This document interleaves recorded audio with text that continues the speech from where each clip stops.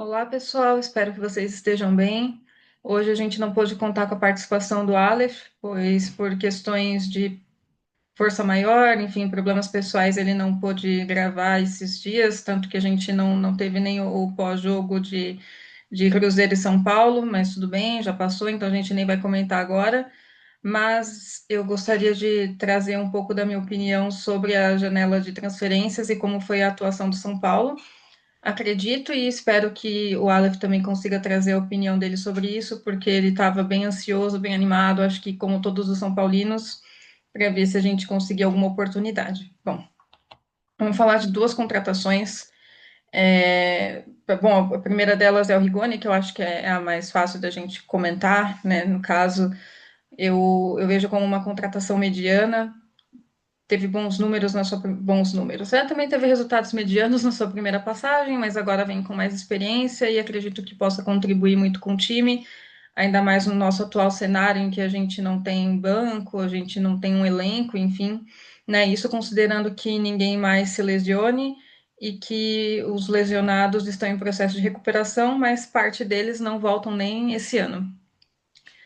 E agora vamos falar sobre Marcos Leonardo, que daí sim seria uma ótima contratação, mas é aquilo, né?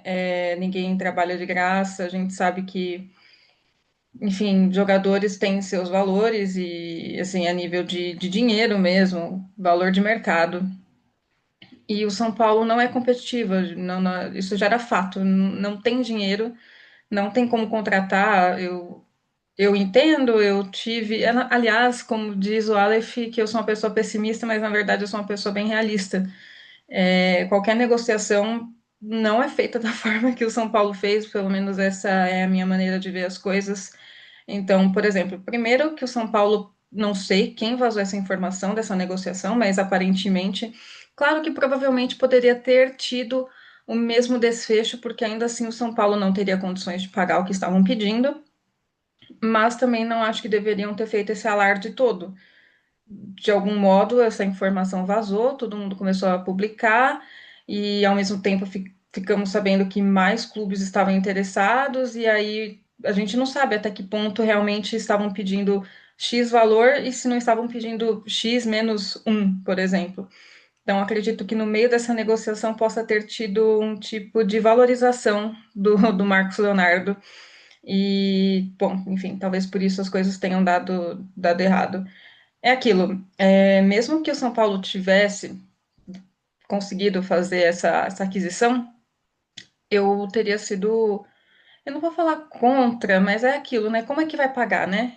A gente já viu, claro, tudo bem, a diretoria em 2 horas foi lá e quitou a dívida que tinha com o Cerro Porteño, se eu não me engano, por conta do Bobadilla. Posso ter falado errado o nome do clube, mas enfim, tinha uma pendência, não pagaram as parcelas ou uma das parcelas, enfim. E aí, se a gente traz um jogador que é até bem mais caro, como é que a gente vai arcar com isso? Então, assim, tem coisas que são óbvias, né? Não tem como pagar, não tem como pagar tanta gente do jeito que está pagando, e está atrasando o salário, enfim, começa a ser até, acredito que desagradável internamente entre o elenco. Essa é a minha visão sobre isso. Acredito que é aquilo. Quando você entra numa negociação, você tem que entrar como se você estivesse procurando jogadores no mercado. Eu acho que colocaram Al Hilal numa posição em que eles estavam mandando no negócio. E a partir disso, bom, ou você paga o que eu quero, ou então nada feito. Eu faço o que eu quero com esse jogador, eu inscrevo ele num campeonato X, nada a ver, nada com nada, e você fica aí. Eu fico fazendo você esperar até quase 23h59 aí do seu fuso horário e você que se vira aí. Então, eu acho que assim, não acho que foi só um fiasco pelo fato, enfim, que a gente já vem, eu pelo menos venho criticando bastante a diretoria e a forma que vem conduzindo as coisas no clube, mas da forma que foi feita a negociação também, do São Paulo ter se colocado nessa posição de extrema dependência e praticamente implorar, pelo amor de Deus, vem jogar. E claro, aparentemente porque o jogador também queria muito vir para o São Paulo.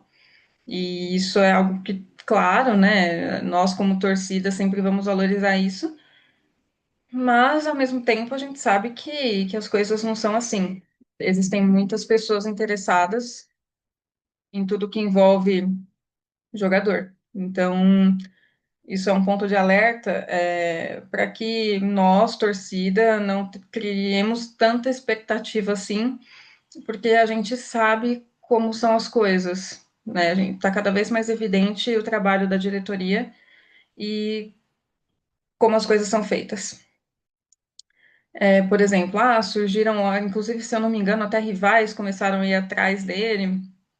Gente, clube que tem dinheiro acaba fazendo muito disso. Às vezes eu nem preciso tanto, mas é melhor eu ter esse jogador aqui. Qualquer coisa ele fica lá no banco, eu empresto para não sei quem. Né? Me parece um cenário, talvez seja uma comparação um pouco esdrúxula, mas me parece uma coisa como aconteceu com o Caio Paulista. O Palmeiras, na época, não tinha real necessidade de contratar, mas contrataram, tiraram de São Paulo. Poxa, a gente ficou com um baita desfalque. Não usou, não performou bem também, o jogador não performou bem, prestou para um, para outro, agora tá no Atlético Mineiro, né? Enfim, também parece que não tá performando lá essas coisas.